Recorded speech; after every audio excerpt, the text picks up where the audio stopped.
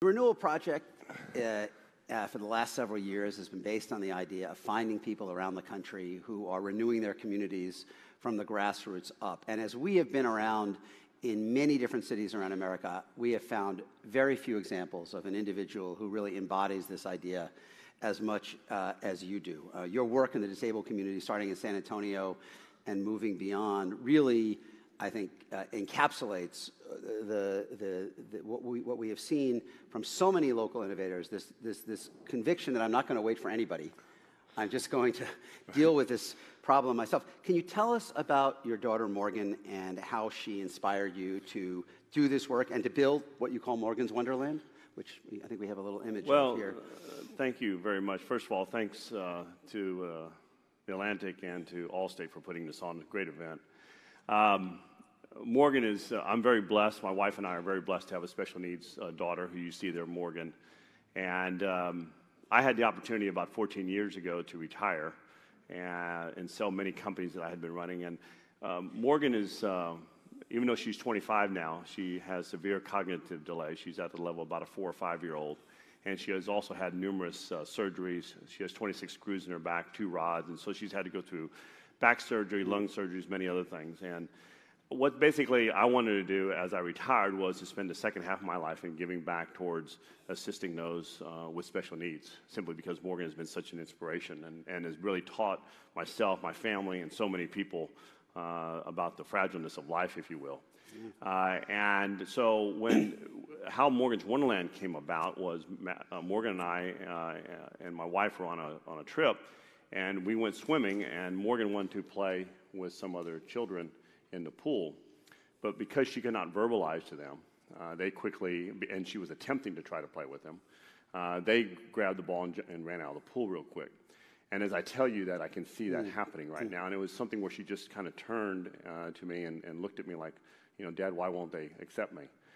And so that always kind of stayed with me, and as I started thinking about it, I thought, well, where can we take Morgan, who has severe issues with special needs, and found that it was very difficult for us to take her to certain parks. A lot of parks we took her to, she couldn't participate in things because of issues that she had, whether it be from a physical perspective or cognitive because of lighting or sounds or whatever. We couldn't take her to a place like Disney World. Even though they're very good about ADA, there are just certain restrictions when you're dealing with an issue like Morgan has. And so that's where we came with the concept of the idea of let's develop a place that is ultra accessible, meaning no matter how acute someone's special need may be, and fully inclusive, so that would be with those with special needs and those without special needs would come together and play. And that was the development of Morgan's Wonderland. As you're talking, I was thinking that how unusual the insight is to see something that isn't there, that the absence of young people like your daughter, in some ways, is to see that they're not there and find in a Disneyland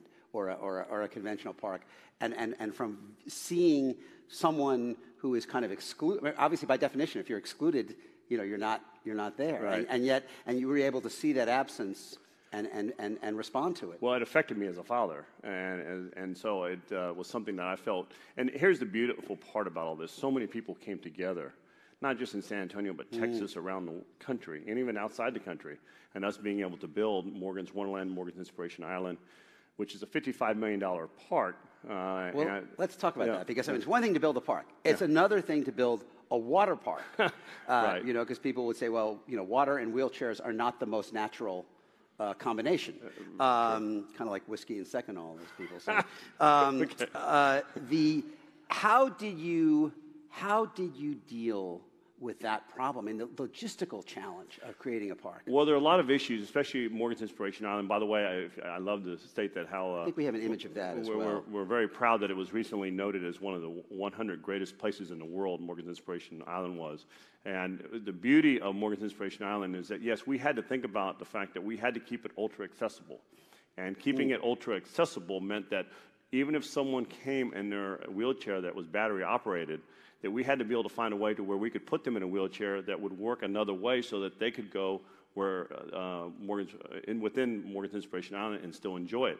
So we basically developed a wheelchair working with the University of Pittsburgh that works off a compressed air, pneumatic wheelchair. So again, everybody is able to enjoy it. So you have developed your own wheelchair? We have our own wheelchair. It's the only type of pneumatic wheelchair. It can actually go underwater and still work. And so it allows the opportunity for others. This is a sample of Morgan's Inspiration Island. And that wheelchair you see, there's actually a wheelchair that when you come there, and if you're in a wheelchair, we actually put you in a wheelchair that we have designed, because that has special fabric, special mechanisms within it that can handle the water. If you were to go into a wheelchair on a couple of times within the water park, your wheelchair would have problems after a while. So we actually had to develop also the wheelchair as well to ensure ultra accessibility. So is your audience Texas or the country or the world? Well, when we first built Morgan's Wonderland, we didn't know what our audience was. And we built the first, before we added on Morgan's Inspiration Island, we built this park and said, God, we hope someone shows up. And what we found is we actually well exceeded our original expectations. And now people from all 50 states, and we started the season with 69 countries that had actually come. People have come from 69 countries. We actually finished with 73 different countries that have now come to Morgan's Wonderland, Morgan's Inspiration Island. And it continues to grow. And many people make trips from overseas, from all over the world, now on a continual basis. And you say, well, why would that be? Why would you come so far? Well, if you have a son or daughter or someone you care for that has special needs, for them to be able to participate in something that they just can't participate in anywhere else because of, not that we've done anything overly magical or overly creative, we've just taken a time out and said, what can we adjust on every ride? For example, in Morgan's Wonderland, all 26 different activities to ensure that no matter how acute someone's special need may be, we're talking about people who are on breathing apparatus, people in wheelchairs, people who are nonverbal, whatever the case may be, that they can play and be engaged with people who may not have a special need, and it's a full inclusive environment, and it's a culture of inclusion, and that's what people are looking for. Can I ask you, where did you go to find the expertise? I mean, Disney, there are people who create rides for Disney or Magic Mountain or Six Flags, but where did you go to find the expertise to create the rides? Well, we went to a lot of places, and I think the best place to go is to start with the people that you want to assist, and that is with special needs individuals, and talking to their families and caregivers and parents and aunts and uncles and everybody. But then we went to doctors, we went to therapists, and we continued to have meeting after meeting and said, wait a second, we thought this would work. Well, no, that's not going to work. And you can't do this because that will happen. And it just was an amazing process of a giving back and forth. And what's amazing about the development of Morgan's Wonderland, from the time we had that incident in the pool that I talked about to the time that we opened was 39 months, extremely quick. But the reason we were able to do that is because so many people came together so quickly to say, let's make this happen. And so, because we started off with a blank piece of paper and said, how are we going to do this? And we had so many different ideas, so many different thoughts. Well, why don't we do this? Why don't we do that? But quickly found out, well, wait, we have to zero in on these particular things because based on all the different input we received from people. Beyond the parks, where else is your family foundation focusing in terms of expanding opportunity? Well, what we do is we work with nonprofits that want to get bigger, and also people who have a passion to want to form nonprofits to help special needs individuals. We're very involved in that because what we find is there's a lot of people who want to develop or have nonprofits and help people, but sometimes they don't know how to get from point A to point B to point C.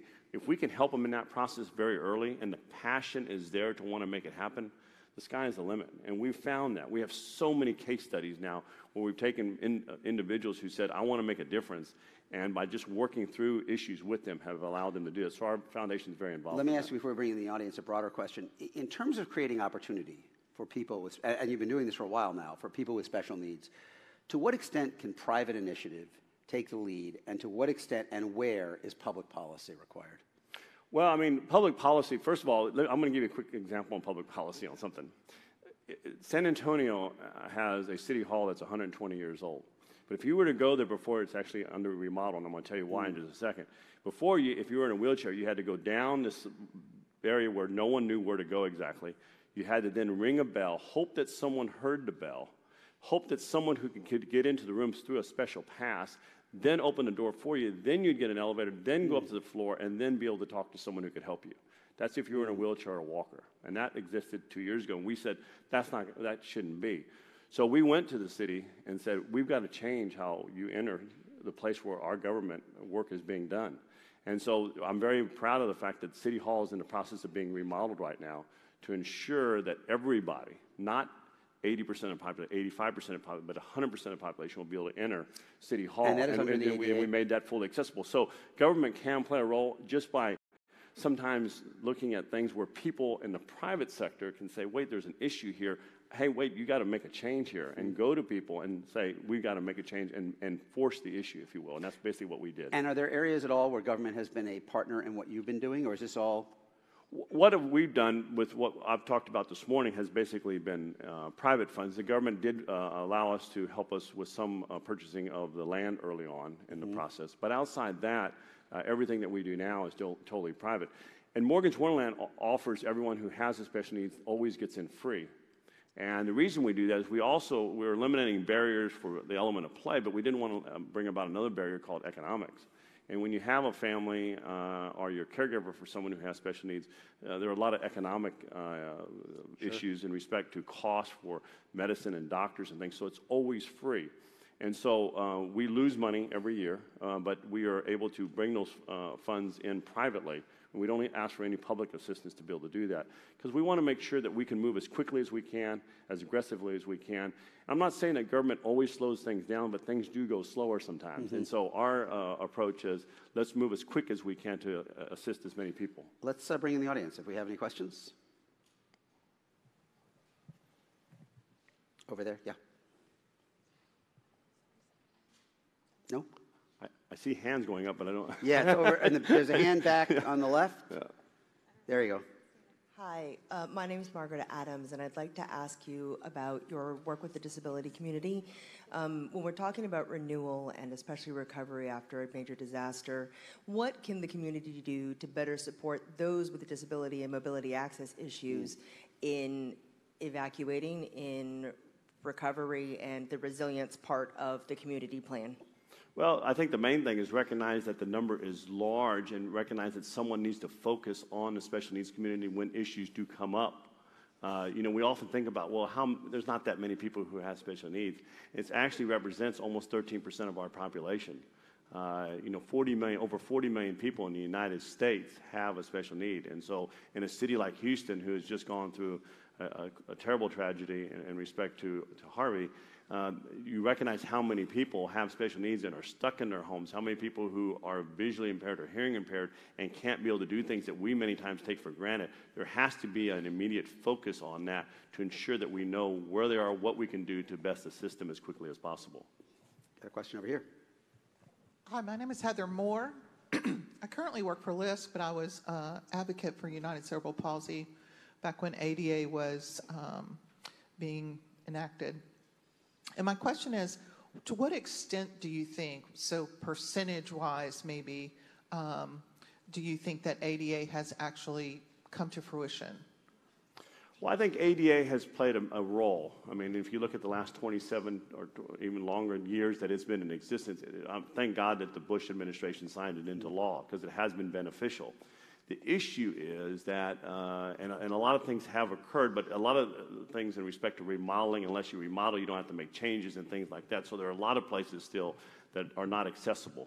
But ADA only goes so far. And the difference between, if we had just built a park and worked off of what the ADA rules were, then we wouldn't be what we refer to as ultra accessible. We had to go a step further. We had to go outside the ADA and even well above it in ensuring ultra accessibility, so no matter how acute someone's special need may be, they can participate. So I think government has played a role in bringing attention to the issue of special needs through ADA, but there's so much more that needs to be done. And when you talk about a special needs individual, you're not just talking about that person. It affects families.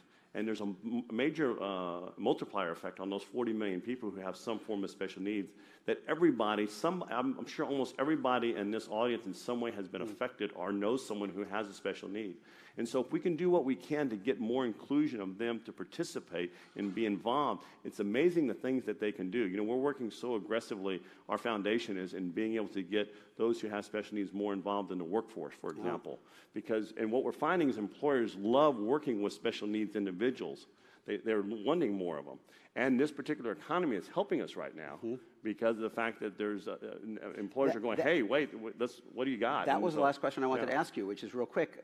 I talked about partnerships with government. I'm interested, though, partnerships with the private sector. As you have been unfolding these efforts, has there been interest in other large employers There's no question that we have employers in San Antonio who are large employers. We're also finding national employers who are wanting to bring special needs in for lots of reasons that I hear. For example, they're on time. Many times they're even early. They do a great job. They're very focused. They really want to achieve the self-esteem that they get even allows them to even do better on their job going forward. And so we're finding more and more companies are having an incredible success in employing special needs individuals. And it's something that we really need to put focus on because about the unemployment rate among special needs individuals is about 75%. Wow. So we have a long way to go in respect to really making sure that we accomplish that. You've given us a tremendous example of what the idea of renewal